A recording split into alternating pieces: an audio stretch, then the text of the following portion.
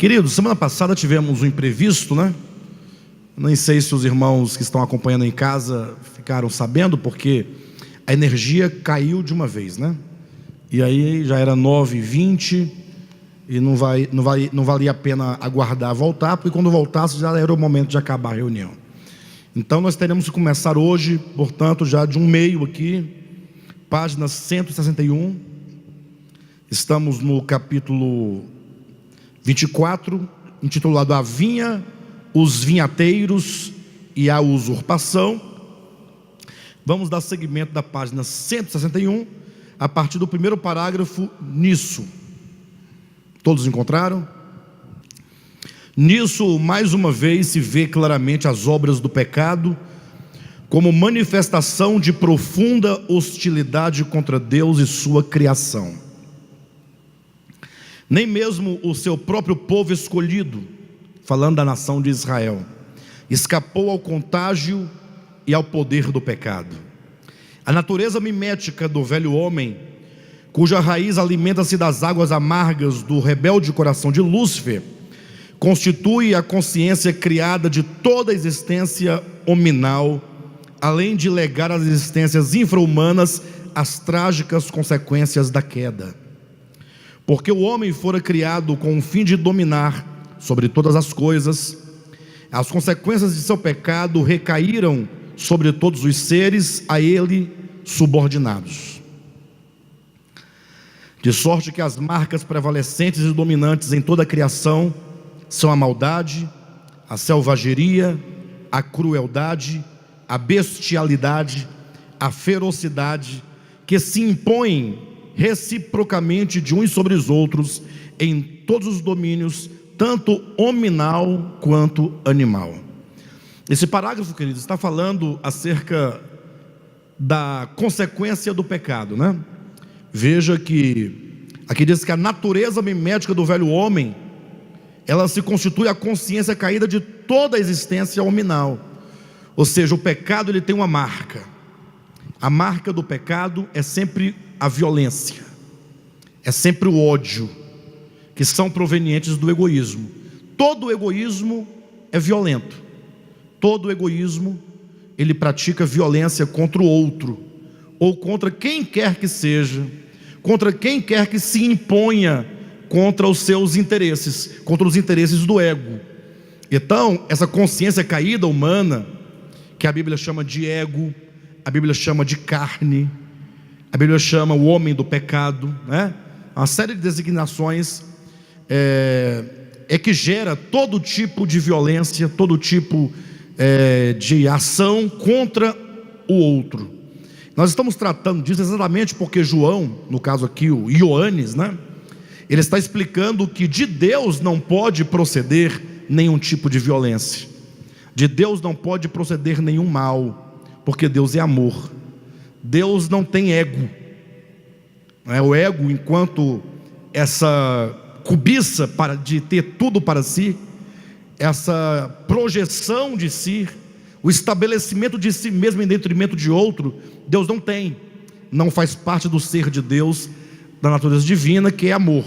O amor é o oposto do egoísmo. Enquanto o amor é altruísmo, enquanto o amor é doação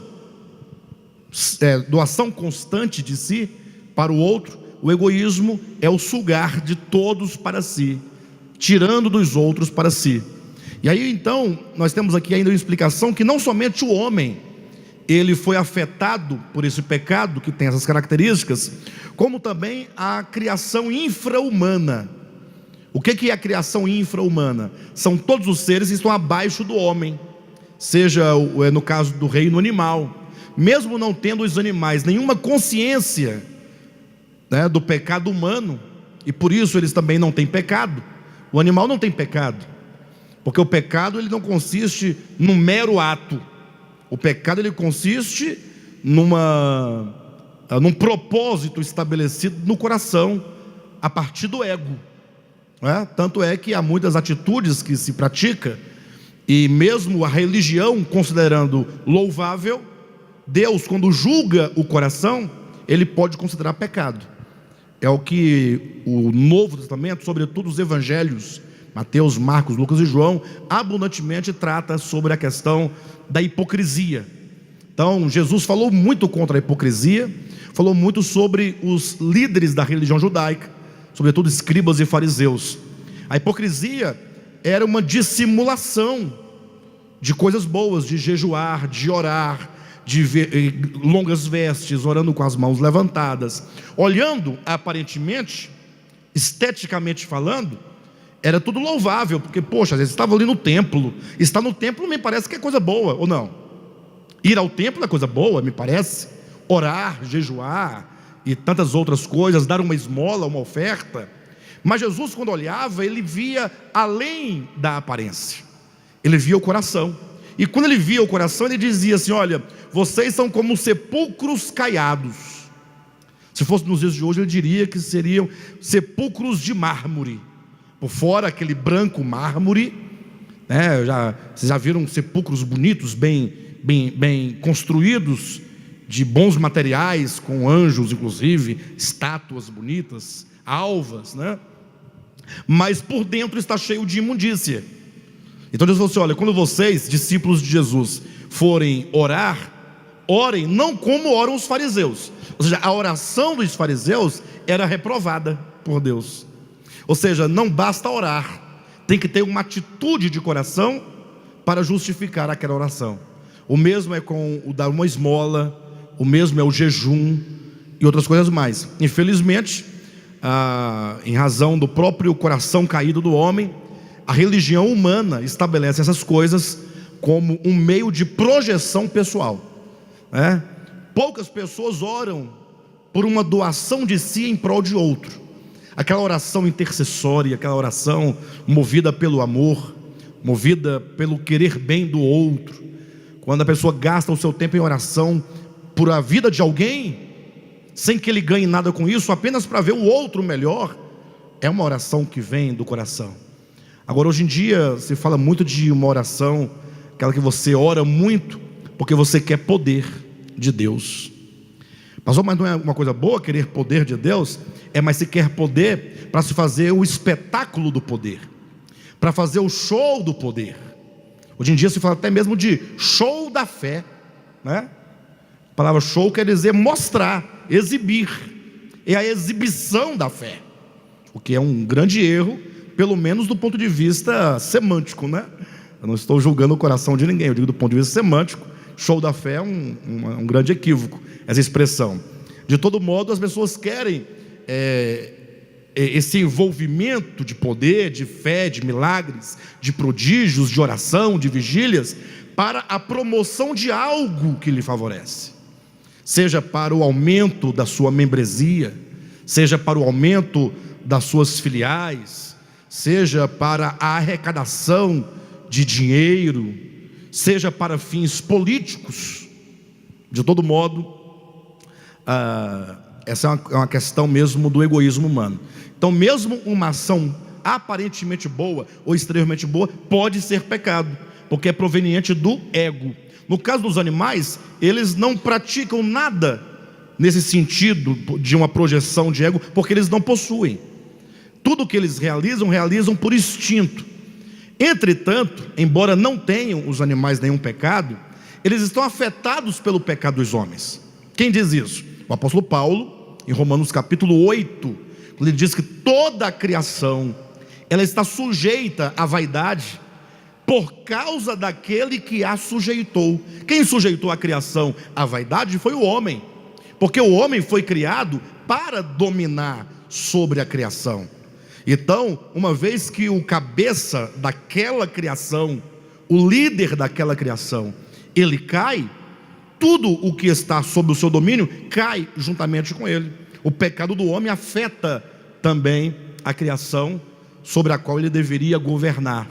Nesse sentido, olha o que é dito no finalzinho desse parágrafo: porque o homem fora criado com o fim de dominar sobre todas as coisas, as consequências de seu pecado recaíram sobre todos os seres a ele subordinados, de sorte que as marcas prevalecentes e dominantes em toda a criação são a maldade, a selvageria, a crueldade, a bestialidade, a ferocidade que se impõe reciprocamente de uns sobre os outros em todos os domínios, tanto hominal, de homens, quanto de animal.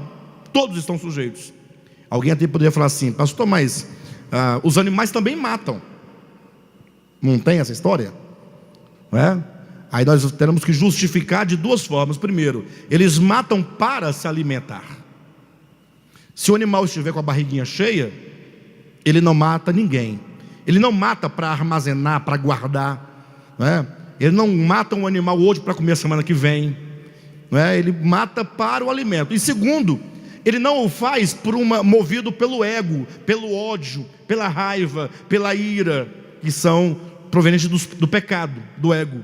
Ele o faz instintivamente e ele está inconscientemente afetado pelo pecado. Então, até nas criaturas infra-humanas, o pecado se manifesta de maneira indireta, né? E de maneira inconsciente. Ok? Sigamos.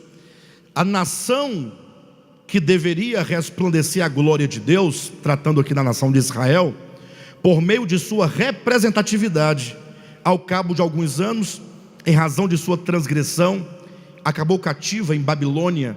Cativeiro este que manifestava exteriormente o cativeiro interior do coração dos homens. Ou seja, o cativeiro que o povo de Israel sofreu, ele foi levado cativo para a Babilônia, apenas mostrava exteriormente o cativeiro que eles viviam já dentro dos seus corações. Ou seja, a maior prisão e o maior cativeiro é o cativeiro da alma, não é?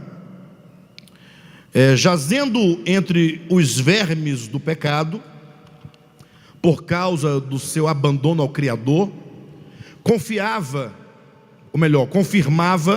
por meio de seu deplorável testemunho, as falácias do maligno contra o Altíssimo. O nome de Deus era blasfemado entre os gentios por causa do seu povo. É aquele texto de Romanos, né, quando Paulo diz que o nome de Deus é blasfemado entre os gentios por vossa causa. Paulo, capítulo 2, falando para os judeus, né? Olha, o nome de Deus é blasfemado entre os gentios por causa de vocês. Então, imagina agora que o maligno, Satanás, toda a obra dele contra Deus foi uma obra de acusação. Tanto é que o nome dado a ele é diabo, é acusador, aquele que rompe, aquele que divide e se torna um inimigo e, portanto, um acusador, com muitas mentiras contra Deus. Por isso ele é o pai da mentira. Então imagine agora que a própria condição do povo de Israel no cativeiro servia de base para o argumento do maligno, como que dissesse assim: está vendo aí, ó, o próprio povo dele, ele próprio leva para o cativeiro. Deus levando o seu próprio povo para sofrer, usando desses argumentos contra o Criador. Já no limiar dos tempos, após o retorno do cativeiro, encontrava-se a nação israelita de volta à Terra Santa, porém em completa apostasia. O pecado manifestava agora em nome de Deus no templo restaurado, na medida em que seus representantes, à semelhança de Lúcifer, caricaturavam o caráter do Altíssimo. Aqui está uma coisa grave. Nós temos que denunciar isso fortemente. Imagina você que é do pecado da natureza caída, tanto quanto o propósito do maligno, usar homens religiosos para fazer uma caricatura de Deus a partir da religião. Imagine você que, se porventura um ateu falar que Deus é mau, é perverso, não vai dar muita coisa, porque ele já se apresenta a si mesmo como um antideus, não é? Talvez ele consiga alguns adeptos, mas a força é muito pouca, porque os crentes já o têm por ateu. É um ateu, então tudo bem. E se porventura, mesmo uma pessoa não sendo ateia, mas se é da política, da filosofia, de qualquer área, se falar contra Deus, da literatura, falar contra Deus, também pode ganhar alguns adeptos, mas também não dá muita coisa. Agora imagine quando os representantes de Deus é que o representam de maneira perversa. Porque eu sei que é um erro mas tem um certo sentido. Por exemplo, os filhos, quando olham para os pais, eles precisam ver nos pais a representação de Deus. Assim como nós temos o Pai nosso, não tem o Pai da terra também, sim ou não? Então, o Pai humano, ele ali está representando esse Pai de todos, aquele que ama, que protege, que supre, que cuida, que guarda, né? Que educa. Tem esse aspecto. Então, é natural também que os homens olhem para os líderes religiosos e procurem ver neles algum espelhamento, procurem ver neles alguma coisa divina. E os homens confiam nos seus líderes. Os homens confiam nos pastores, nos padres, nos chamados apóstolos, enfim, não importa qual o título que se use, mas os homens acreditam. E então acontece que, como o povo na sua maioria é muito inocente no sentido de se entregar às lideranças, sem assumir a sua própria fé, sem assumir o seu próprio caminho. Por exemplo, as pessoas, elas falam: não, meu pastor disse. Para eles isso basta. Eles não vão à escritura fazer uma consulta, verificar: será que o pastor está certo? Será que o pastor está equivocado? Será que não há nenhum erro nisso? Lógico, eu não estou dizendo que deva haver insubmissão, insubordinação, atrito, conflito. Não, quero dizer que cada um tem a sua própria responsabilidade diante de Deus quanto à sua fé. Por isso tem que ter a sua leitura bíblica, você tem que ter o seu tempo com Deus, a sua comunhão com Deus, a salvação, o desenvolvimento da sua própria salvação, e não conferir a outro, entregar a outro e deixar na mão do outro, como se o outro fosse totalmente responsável. Então, porque as pessoas têm essa questão, eu poderia até dizer, eles têm essa negligência de se permitir que tudo seja entregue aos líderes. Quando os líderes erram, o povo vai junto. Imagine quando então líderes religiosos passam a pintar Deus. Entenda, pintar, não me refiro a uma pintura literal. Quando um pregador está falando sobre Deus, por exemplo, está ensinando sobre Deus, ele está como que desenhando um rosto de Deus, a face de Deus, no sentido de mostrar aos homens como é Deus, como Deus é.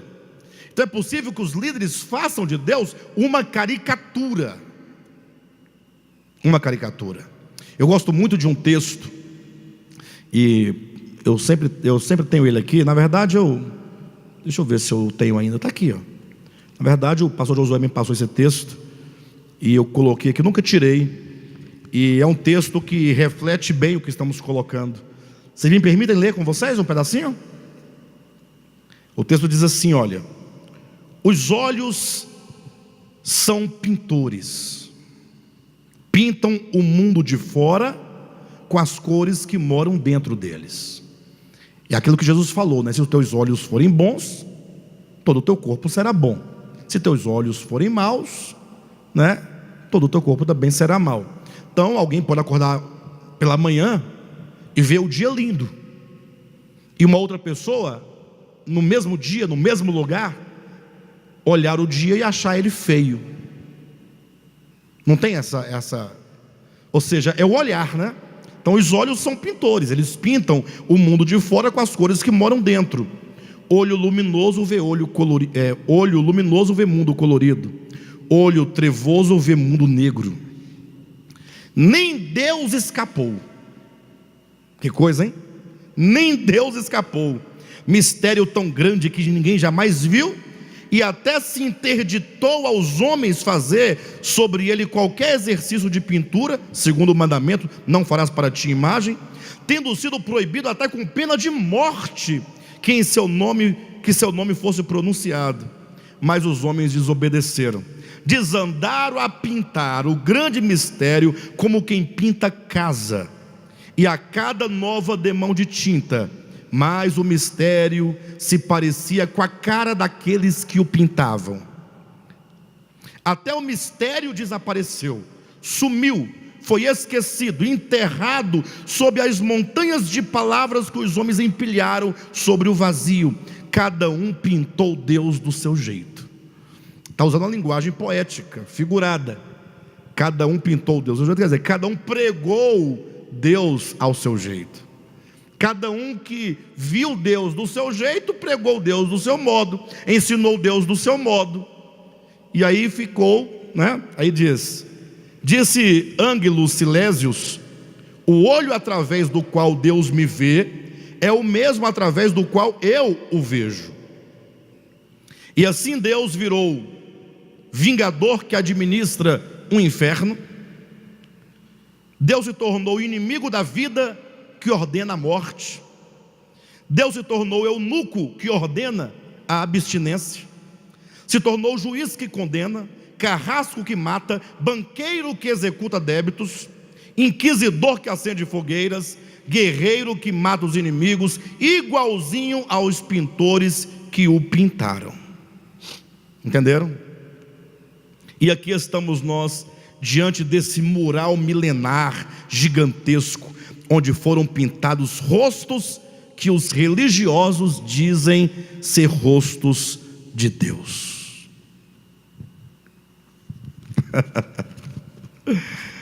Ah, maravilha, né?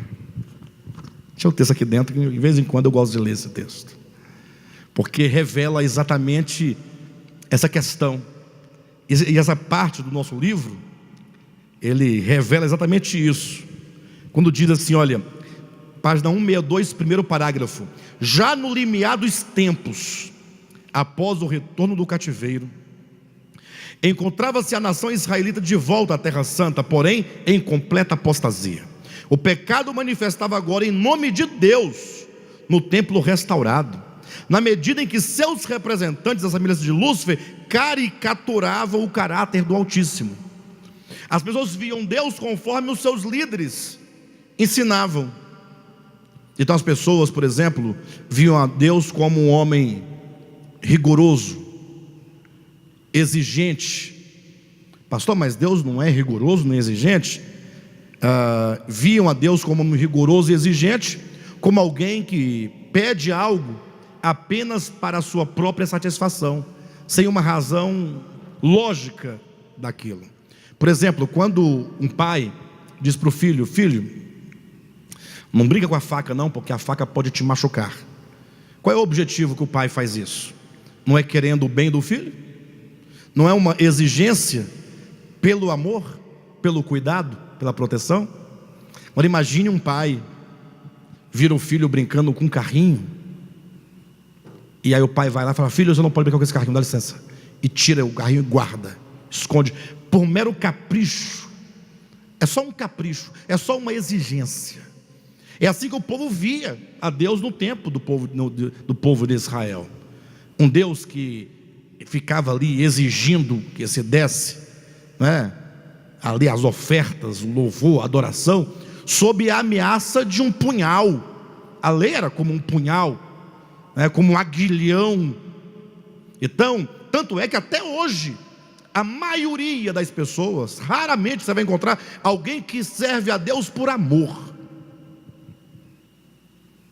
Eu sirvo porque eu amo. Lógico, os crentes vão dizer que ama, né? Mas não é desse amor que eu estou falando, porque, né, essas músicas que cantam, passa 10 minutos cantando uma música, dizendo 2 frases, né? Eu amo e estou apaixonado. Isso aí não tem nada a ver com nada. O amor a Deus, ele não se manifesta por uma canção. Pode até que seja por uma canção, mas a canção não significa exatamente que tem tal amor. O amor a Deus é algo que é proveniente de conhecimento de Deus. Quando você conhece a Deus, você ama a Deus. E você só pode amar a Deus se você conhecer o Deus verdadeiro. Porque quando você conhece o Deus de Moisés, por exemplo, que não é o Deus verdadeiro, agora entenda, cuidado para que ninguém pense que o Deus de Moisés seja falso. Quer dizer que o Deus de Moisés era um Deus pintado na perspectiva das sombras e figuras.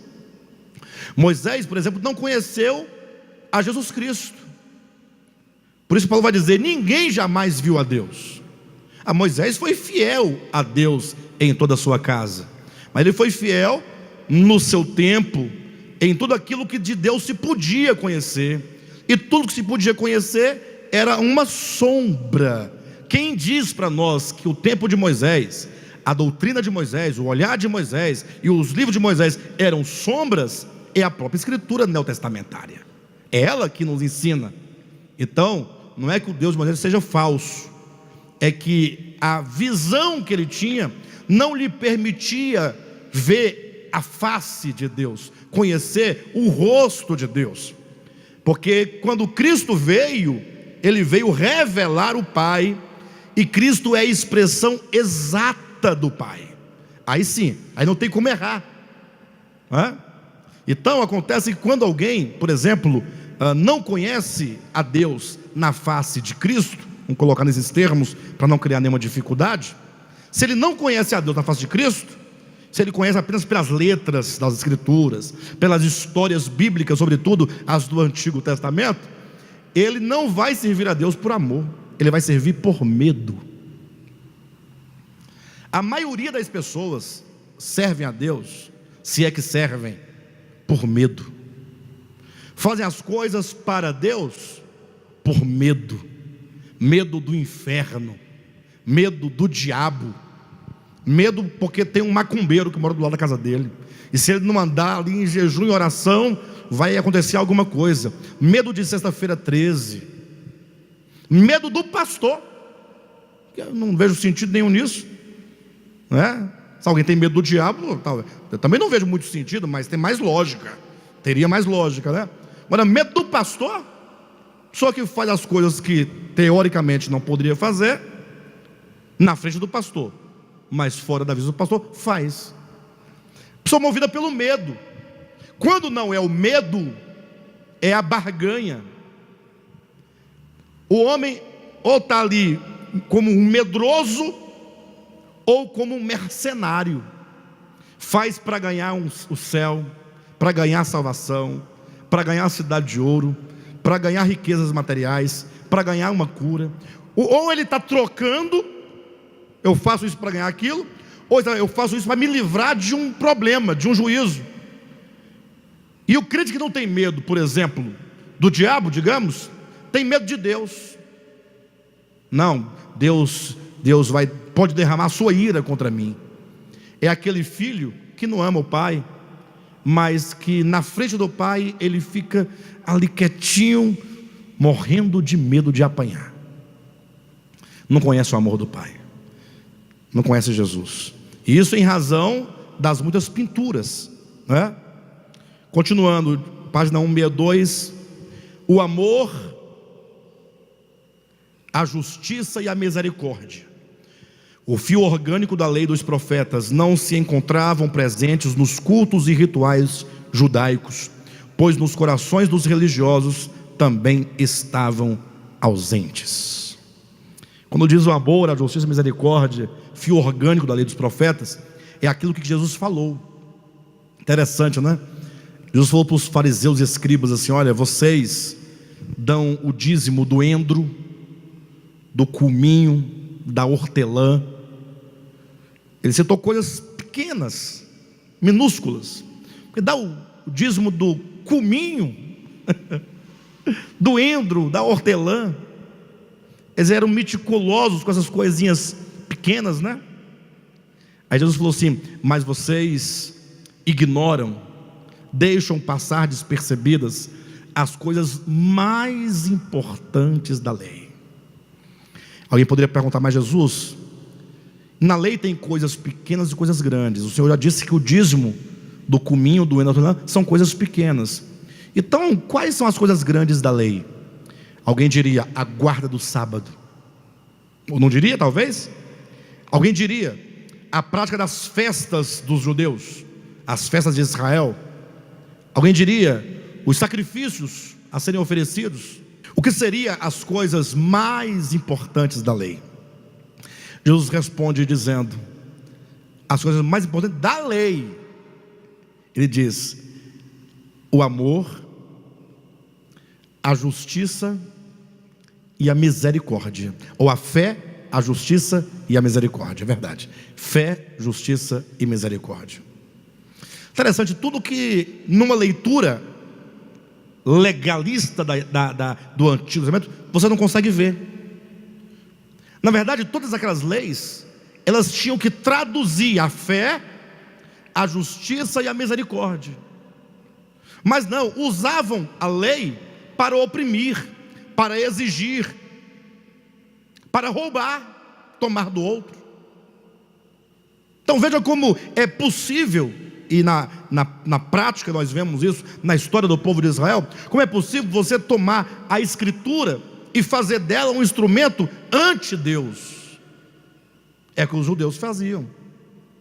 Eles deixavam de lado a fé, a justiça e a misericórdia para ficar trabalhando com coisas. Aqui eu pesei o cominho, está faltando 50 gramas ainda para poder dar o seu dízimo, viu? Aí tinha que buscar assim, um copinho para poder colocar na balança. Deixa me ver. Agora deu, agora está correto. O dízimo seu está correto. Mas não é assim que os homens fazem com a Escritura? Interessante, né? Com o egoísmo, chancelavam cada oração, cada jejum, cada sacrifício, cada sábado, cada oferta. Em tudo se fazia destilar o veneno da serpente. O espírito mercantil enchia o templo, enquanto as vítimas do pecado permaneciam excluídas dos umbrais sagrados, afugentadas ao tanque de Betesda, às ruas ou aos leprosários. Deus era visto como aquele que exclui, que desampara, que abandona sem misericórdia as suas criaturas. Enquanto isso, a casta de líderes religiosos imolava sobre o altar animais coxos, cegos, enfermos, e oferecia a Deus o pão imundo da profanação. A casa do pai fora transformada em casa de negócios, de ladrões e salteadores. Dentro das paredes do templo sagrado e oculto por detrás de suas pilastras, erguia-se ocultamente toda espécie de abominação, e Mamon entronizado ocupava o lugar do verdadeiro. Alguma semelhança com os dias atuais? Cegos acreditavam os escribas e fariseus que os santos se compraziam em sacrifícios. Olha, cegos, escribas e fariseus estavam cegos. Cegamente seria a palavra gramaticalmente correta para se colocar aqui, mas esteticamente falando, cabe a palavra cegos, vírgula. No seu estado de cegueira, acreditavam os escribas e fariseus que o santo se comprazia em sacrifícios. Interessante, já no Antigo Testamento, ou melhor, ainda no Antigo Testamento, Davi já tinha o vislumbre do coração de Deus, e ele dizia: Deus não se compraz em sacrifícios. Deus não deseja sacrifícios. Davi certa vez ele falou: olha, Senhor, eu não te darei sacrifícios,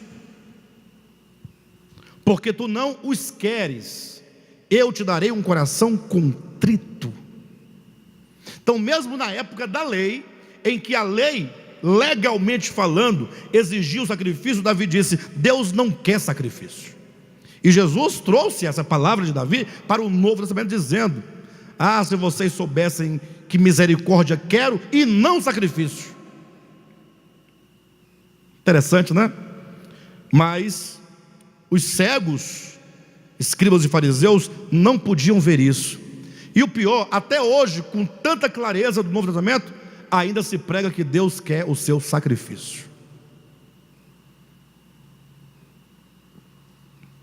Pensavam que o amor se alimentava de sangue, como os deuses gregos de hemácias se cevavam. Reputavam ao Clemente o mesmo desejo sanguinário, violento, que seus corações caídos reivindicavam.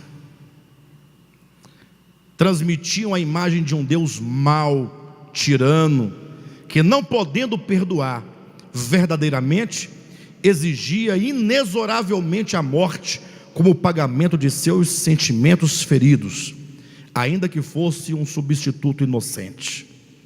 Não sabiam que o salário do pecado é a morte, e que o dom gratuito de Deus é a vida eterna. Alguém pode estar perguntando: pastor, mas não estou entendendo. Em que consiste essa crítica?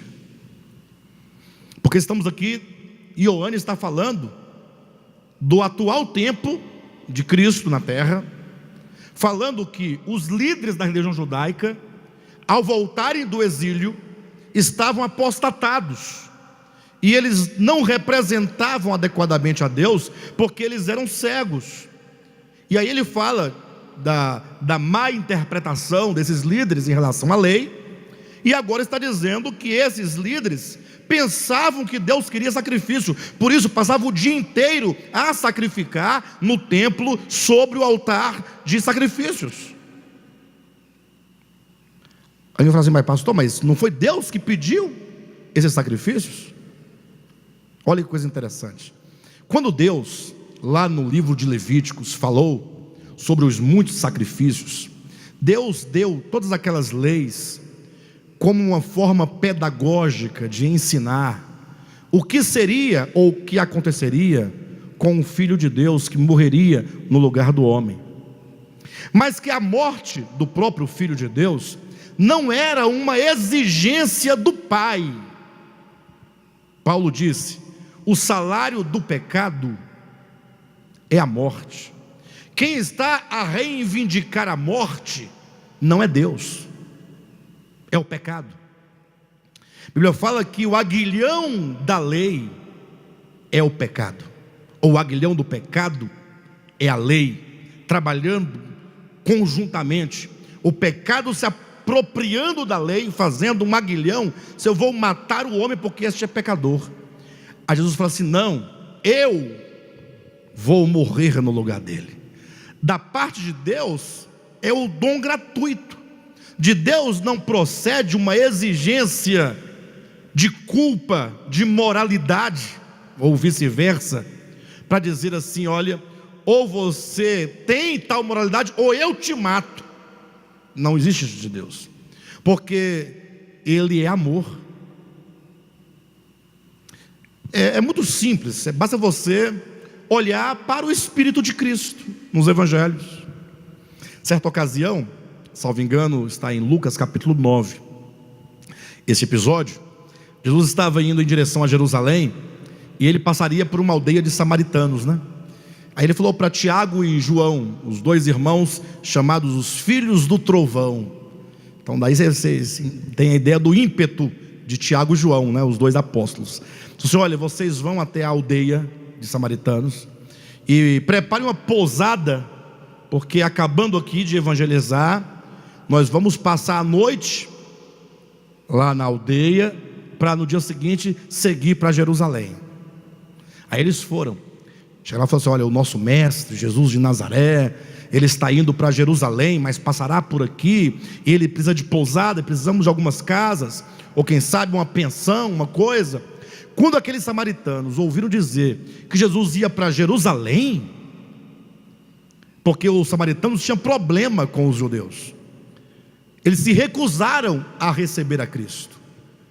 Toda uma aldeia se recusou: aqui ele não passa essa noite. É grave, não é grave?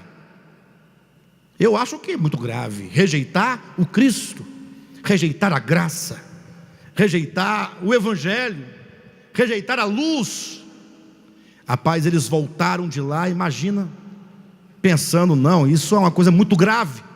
Tiago e João conversando, e tiveram logo uma ideia. Falou: Jesus, olha, lá o senhor não tem entrada, não tem pousada, então nós estamos aqui pensando, já temos um plano.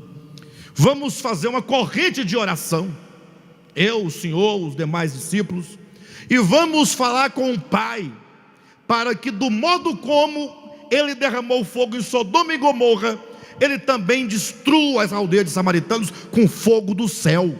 Afinal, quem rejeita a graça, quem rejeita o Cristo, merece o quê? Fogo do céu para destruí-los. Aí Jesus, que é a expressão exata do Pai, falou assim para eles: de que espírito sois? Vocês são discípulos de quem, afinal? Vocês estão imbuídos de que espírito? Da parte de quem que você é? Porque se você é da parte do meu Pai, quem vê a mim, vê o Pai. Não há fogo nenhum. Meu Pai não manda fogo, porque os homens o rejeitaram. Meu Pai envia salvação. Eu vim para salvá-los. Isso é o Espírito de Cristo. É isso que é o amor.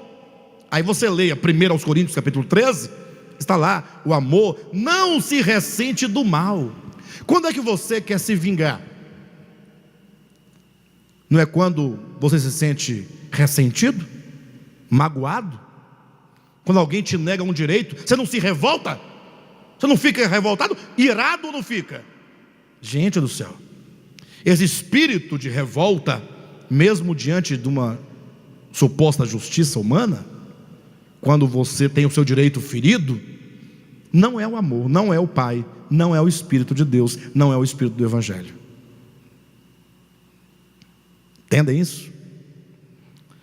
Então, aqueles sacrifícios que Deus havia pedido, era para os judeus virem ali a graça, para eles virem o amor, para eles virem a clemência, para eles amarem a Deus, serem gratos a Deus. E ainda que não tivesse eventualmente um sacrifício, a oferta material, se eles tivessem no coração o sentido, e ficassem ali: Senhor, eu te louvo porque o Senhor já providenciou a oferta, ou porque um dia o Senhor vai providenciar a oferta, Deus estaria satisfeito. Mas não, eles não viam a graça, eles não viam a misericórdia de Cristo, de Deus. Eles pensavam que Deus se satisfazia com o sangue.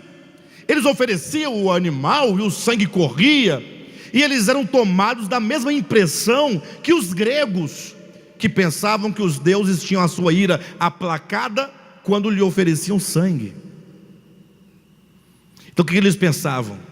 Eu pequei, Deus está irado.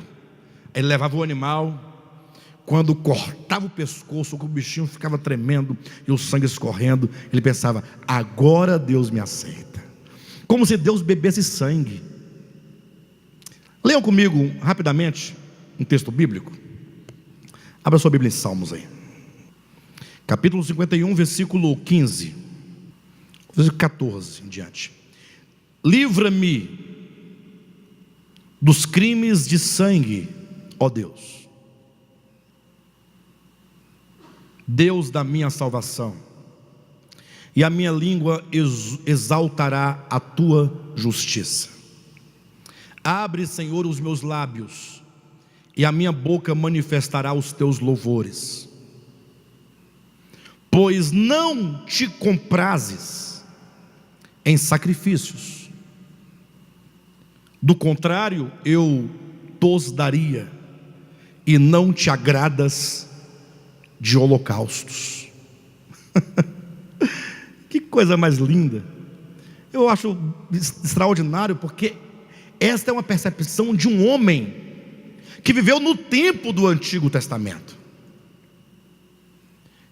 Se alguém ouvisse ele dizendo isso, falaria assim: mas Micael, você está errado, Davi, porque foi Deus quem pediu os sacrifícios de holocaustos. Davi diria: não, Deus não pediu os sacrifícios de holocaustos. Deus não tem prazer em sacrifícios, nem em holocaustos. Mas eu posso te mostrar, está aqui em Levítico. Não, isso é uma pedagogia para vocês, não é para ele. O animal oferecido não é para Deus,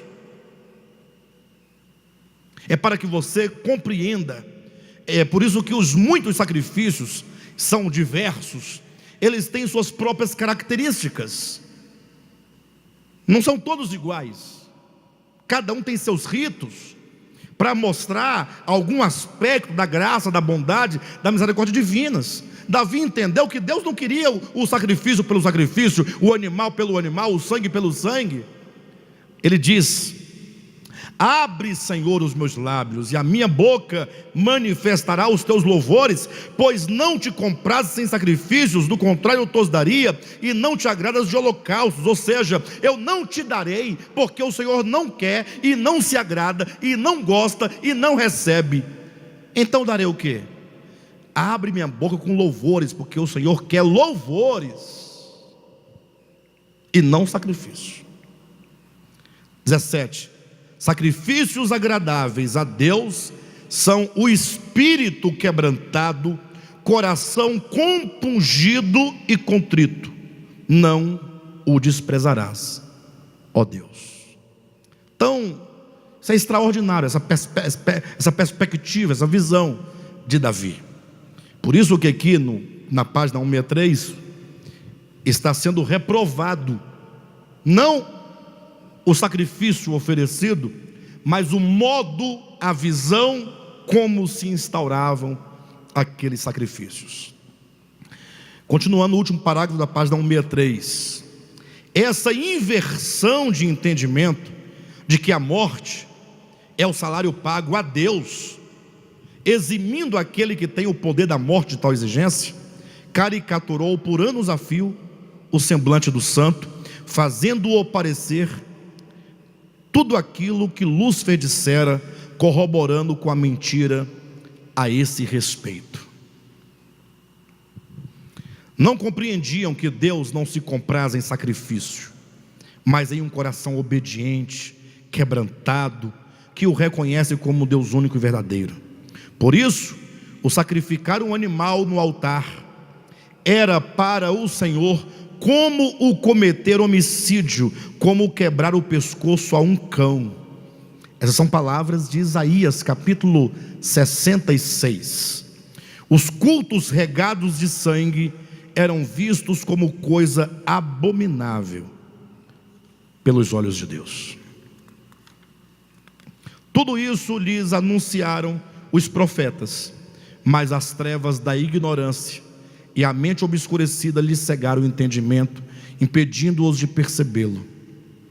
O mundo encontrava-se em densas trevas, o relógio do tempo já marcava a alta madrugada. O espírito luciferiano de rebelião pairava sobre a terra, e os homens nele mergulhados jaziam sem forma e vazios. Página 165, capítulo 25, o espírito de redenção. Eu sei, queridos, que a tradição religiosa é muito forte. Eu sei disso. Eu sei que é difícil vencer os sofismas e as fortalezas instauradas na alma.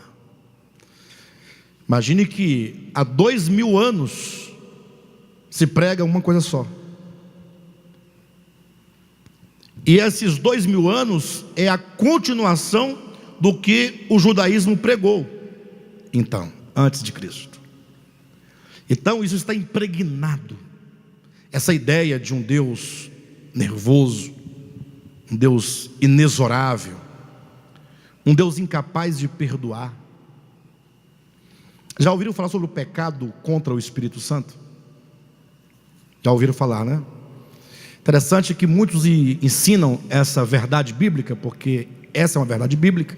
O próprio Cristo foi quem disse isso. Mas eles ensinam que chega um momento que Deus não pode mais perdoar aquela pessoa. Aí vão usar uma série de linguagens do Antigo Testamento, como que a ira de Deus atingiu as narinas, os pecados do homem atingiu as narinas de Deus. É como se o pecado fosse enchendo, até chegar no limite, e Deus não poder mais suportar, o que implicaria o fim da misericórdia, o que implicaria o fim da graça. Aquilo que é dito que as misericórdias de Deus duram para sempre, não tem fim, não seria verdade, porque teria o fim.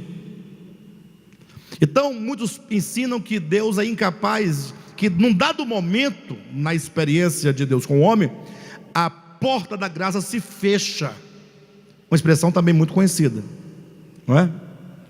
Como se Deus falasse assim: olha, vocês podem fazer até aqui, daqui para frente não tem mais jeito para você.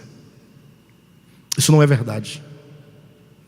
Ou seja, não há limite na graça divina, nem na misericórdia divina, porque a graça divina não é algo que Deus possua, é o próprio Deus.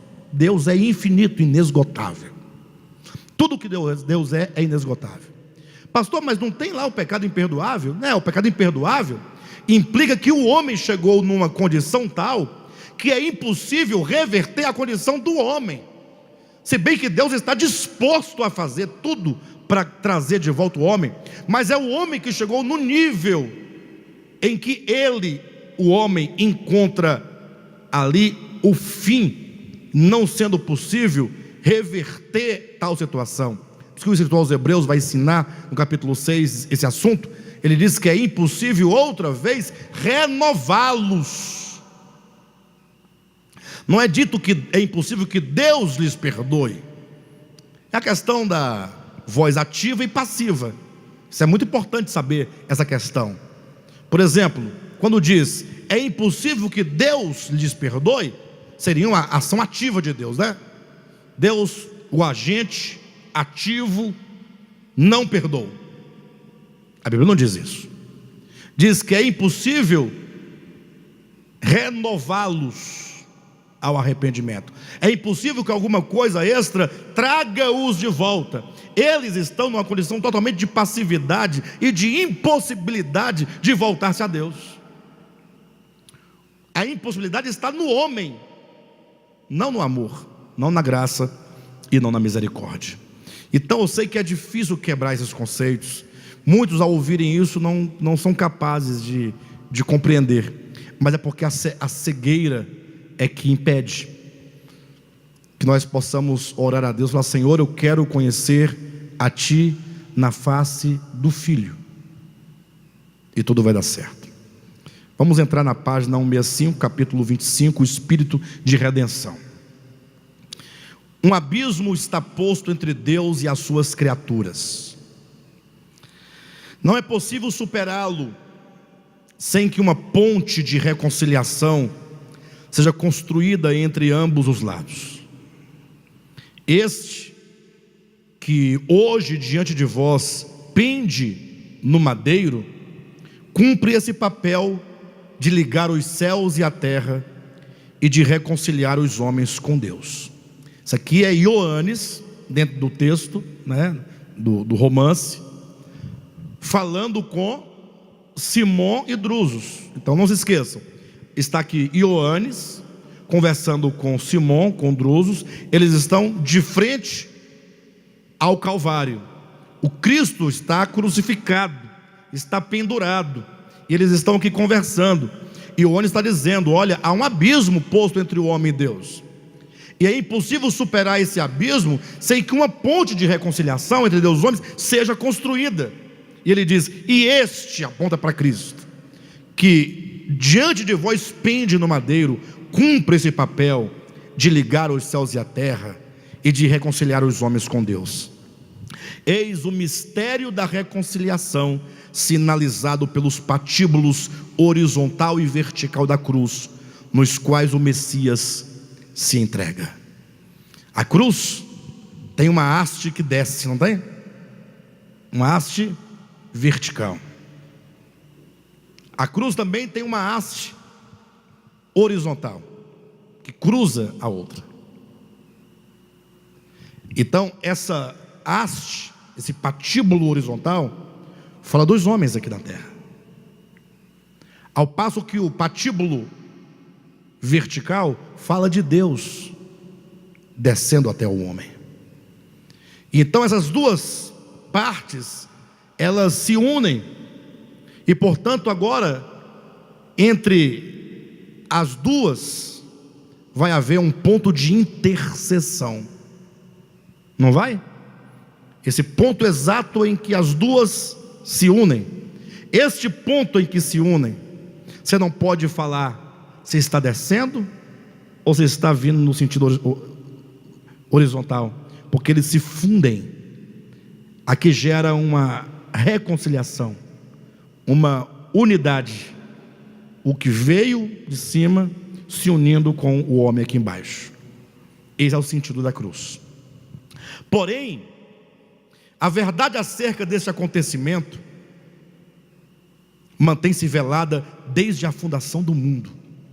E onde está dizendo, o que está acontecendo aqui agora, na morte de Jesus, na cruz do Calvário, tem uma verdade que acontece, só que essa verdade está velada.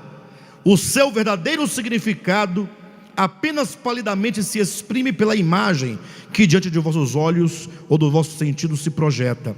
É necessário o abrir dos olhos do coração, a fim de enxergar além do madeiro, além dos sacrilégios e além das hemácias derramadas. É preciso conceber o espírito de redenção. Interessante, amados. Puxa, eu tenho que falar. Veja só. Imagine João, Ioannes, Simão e você diante da cruz de Cristo.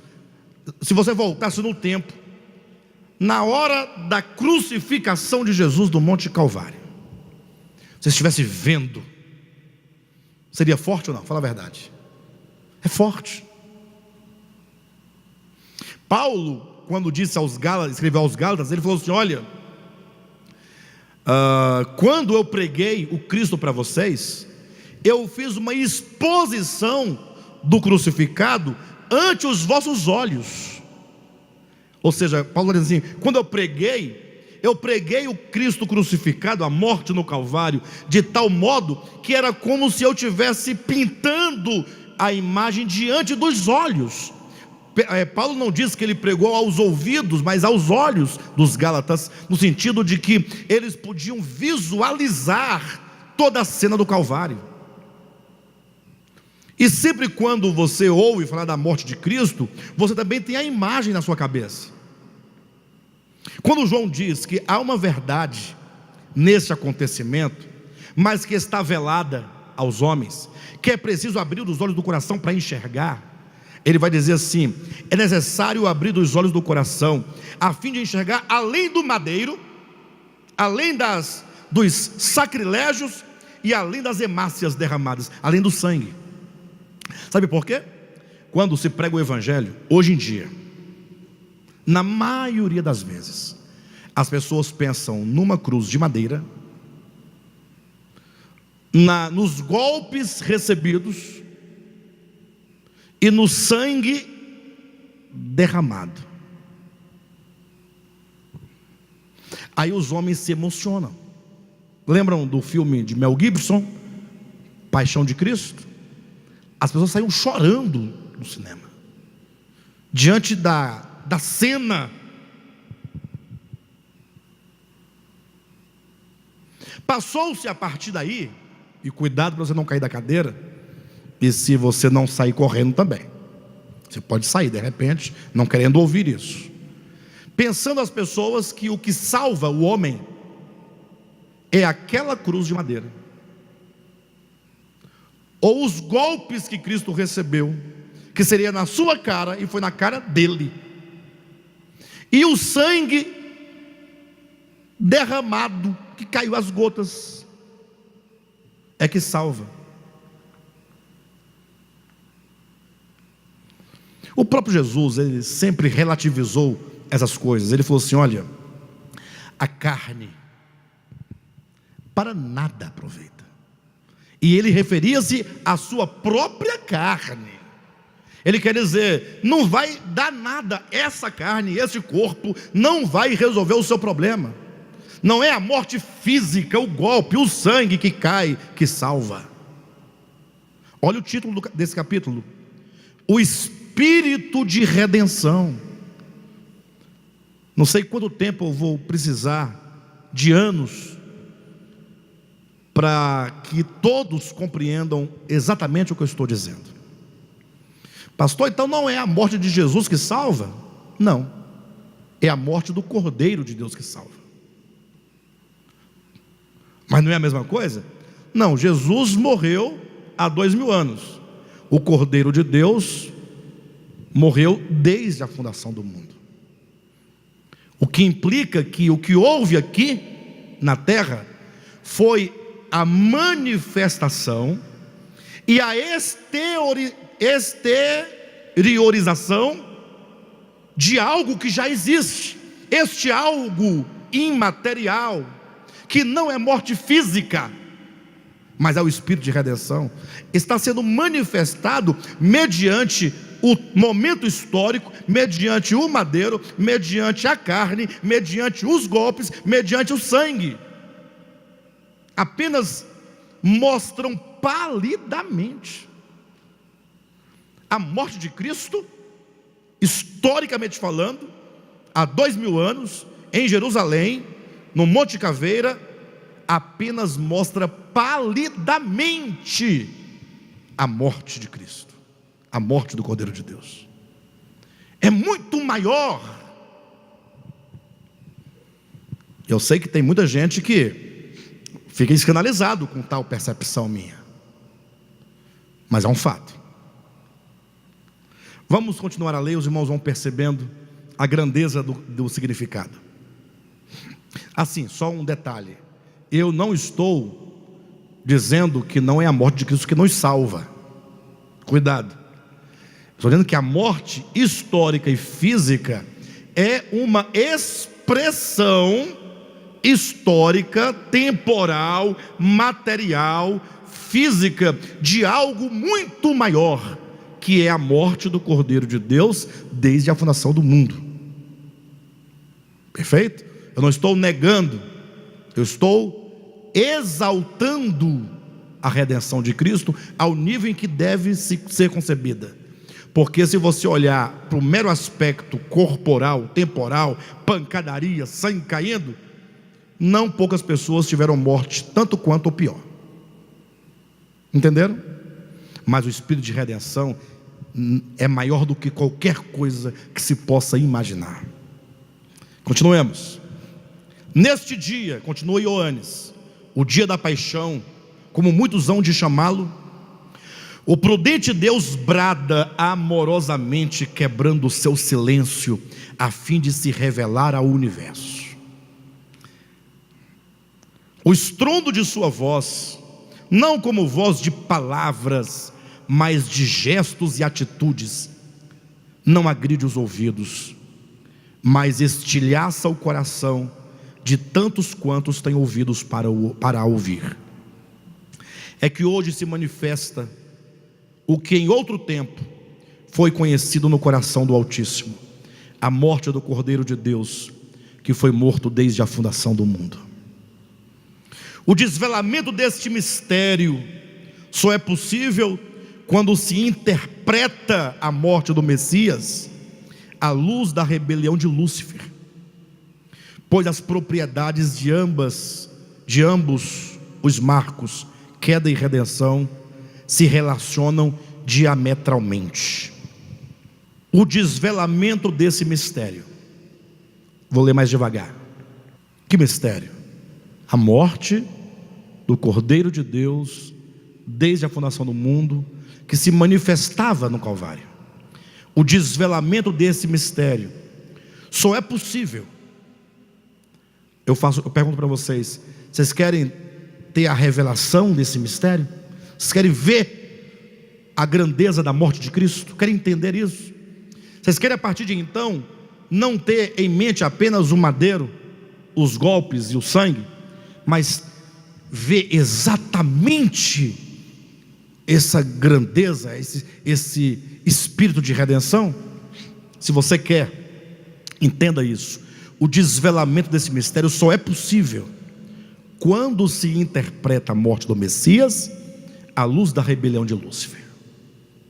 Ou seja, só vai ter a dimensão do que é a morte se você, ao fazer a leitura da morte de Cristo, compará-la à rebelião de Lúcifer. Mas por quê que tem que ser assim? É porque o que acontece quando Cristo está sendo crucificado é o movimento inverso ao que aconteceu com a queda de Lúcifer. Ou seja, quem não consegue ver a dimensão da morte de Cristo, só consegue ver madeira, pancada e sangue, é porque também não consegue ver a dimensão e a perversidade que é a queda do homem. Porque o homem não consegue perceber quão maligna é a queda do homem, ele também não consegue ver a grandeza da obra de Cristo. Se eu não consigo perceber o espírito de redenção, certamente também não consigo me perceber.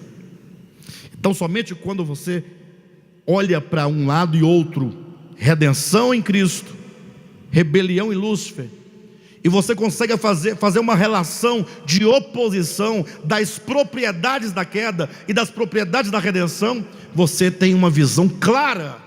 Você vai ficar abismado em perceber que talvez muitos, por anos a fio, pensando que tinha recebido o Evangelho, nunca nem tinha entendido. O desvelamento desse mistério só é possível quando se interpreta a morte do Messias sob a luz da rebelião de Lúcifer, pois as propriedades de ambos os marcos, queda e redenção, se relacionam diametralmente. Somente quando se discerne o espírito da luz e o das trevas, numa relação de contrários, é que se pode discernir a verdade velada por todos os séculos passados, pelo príncipe das trevas. Deixe-me ler novamente. Somente quando se discerne o espírito da luz e o das trevas, numa relação de contrários, é que se pode discernir a verdade velada por todos os séculos pelo príncipe das trevas. Ou seja, o príncipe das trevas não permitiu que se entendesse, que se percebesse o sentido.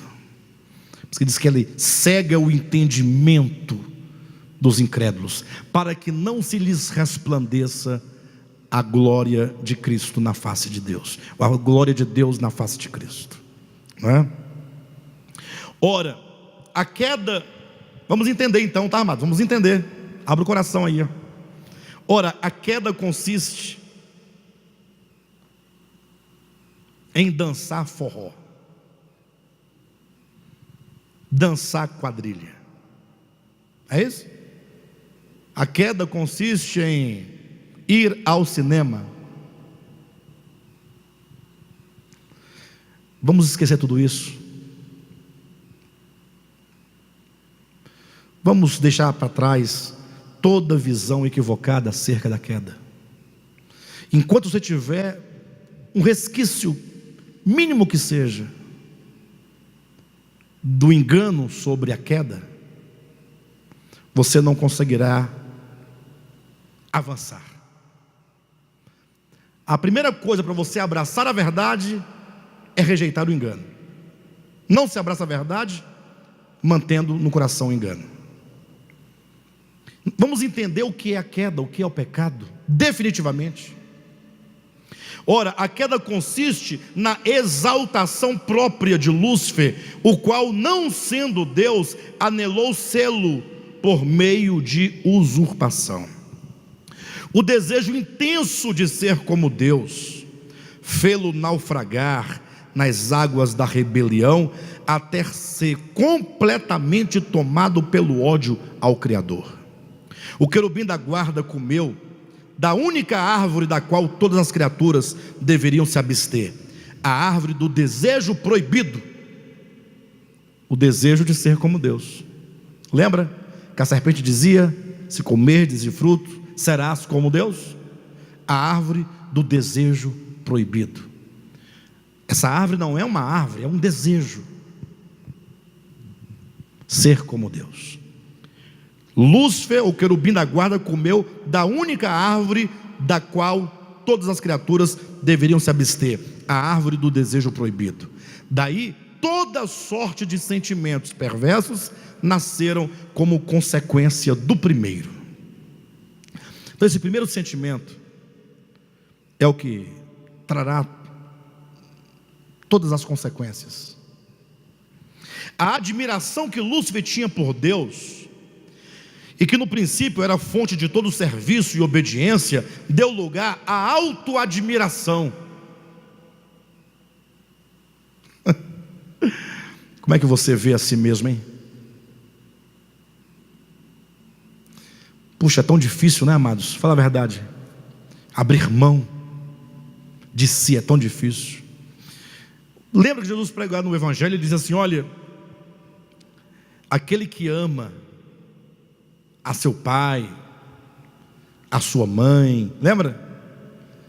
A seu irmão, ao seu filho, a sua mulher, ao seu carro, à sua casa, ao seu dinheiro, à sua fazenda, mais do que a mim, ou que ama inclusive a si mesmo mais do que a mim, não pode ser meu discípulo. Ele está dizendo, gente, discipulado de Cristo é um negar a si mesmo constante e absolutamente. E toda a nossa luta é essa. Enquanto os crentes de hoje estão preocupados com uma música sertaneja que eles não podem ouvir, digamos, ou que seja uma música popular brasileira que eles não podem ouvir, digamos, eles não estão abrindo mão de si, porque é uma luta, cada um para construir o seu mundo, a sua vida própria, individual. Nós até que nos reunimos no mesmo lugar, mas é só uma reunião de corpos. Falta-nos aquilo que Paulo disse: uma só alma, um só coração, um só espírito. Vamos entender isso. A admiração que Lúcifer tinha por Deus, e que no princípio era fonte de todo serviço e obediência, deu lugar à auto-admiração. O que outrora era veneração ao eterno, transformou-se em culto a si mesmo. Nasceu então no seu coração a ânsia de independência, de viver separado da vida, por considerar-se suficiente em si mesmo, capaz de possuir o seu próprio reino. Com esse intento, Lúcifer via agora no Criador um obstáculo. Nasceu-lhe, pois, no coração a oposição. Da oposição nasceu a aversão. Da aversão, o ódio. Do ódio, a rebelião. Até que todos esses sentimentos juntos sedimentaram-se e vieram a formar uma fortaleza, constituindo-se numa consciência caída, agora presente no universo. Ora, o que é esta consciência caída, senão o pecado, que como verdadeiro baluarte faz resistência a Deus e à sua vontade? Trata-se, portanto, do ego, pecado primordial, origem de todos os pecados, os quais são a manifestação dessa raiz de amargura contra o Altíssimo e de amor a si mesmo. Talvez a nossa oração deva ser diariamente: Senhor, eu quero e preciso te amar. Amar a Deus. Talvez o muito de amor que nós tenhamos, talvez esteja misturado com vaidade religiosa, pretensão religiosa. Talvez o nosso amor a Deus verdadeiro esteja ainda misturado com medo, com mercenarismo. Precisamos amar a Deus verdadeiramente e perseguir esse alvo. Podemos orar: Senhor, revela-te a mim para que eu possa te amar. Desde então, uma porta se abriu, dando acesso a outro mundo, um mundo circunstancial, em que os corações embusteados vivem alheios à vida de Deus. O que eu quis dizer aqui quando eu coloquei: desde então uma porta se abriu, dando acesso a outro mundo, um mundo circunstancial, é porque só existe um mundo real. O mundo real é o mundo de Deus. O mundo ao qual Deus ama. Deus amou o mundo. Então, quando você olha para o mundo criado por Deus, você deve amar as pessoas, os animais, a flora, a fauna. Tudo deve ser amado. Quando você vir um homem, ainda que esteja na sarjeta do pecado, você tem que amá-lo, porque ele é criatura de Deus e deve ser amado. Pastor, mas é um bandido. Sim, mas não confunda. O pecado dele, seu, o meu, não é algo que existe no mundo real. Como assim? Por exemplo, Deus fez água? Fez, está aqui, vou tomar. Deus fez anjos? Eu não posso ir lá neles ou vê-los por uma questão de dimensão e de sentidos, mas eles existem, estão lá, ou estão aqui, onde quer que estejam. Há anjos, como coisa que existe. Pedra, animais, vegetais, minerais, tudo é coisa que se possa constatar enquanto existência. Agora, o pecado é uma ilusão. Não existe pecado. Onde está o pecado? Não é uma coisa que você possa pegar. Não é um espírito.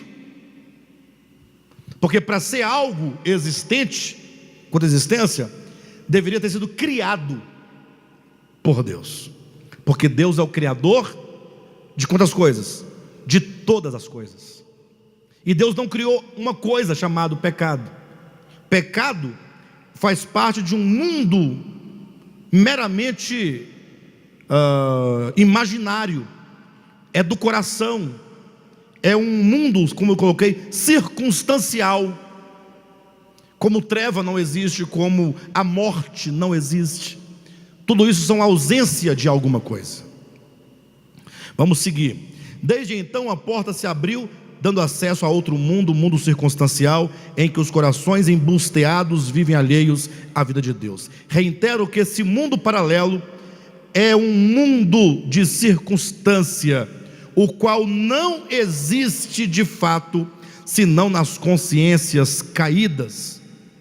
Pois como podem separar-se da vida as existências que só nela subsistem?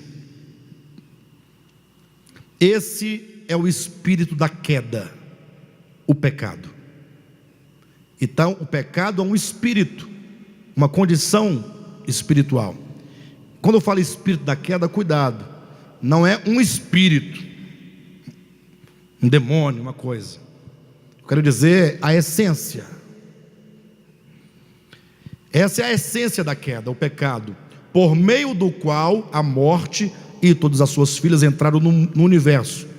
Toda sorte de misérias que hoje acomete o nosso mundo é oriunda desse afastamento das criaturas do seu Criador, a fonte de toda vida e de todo bem.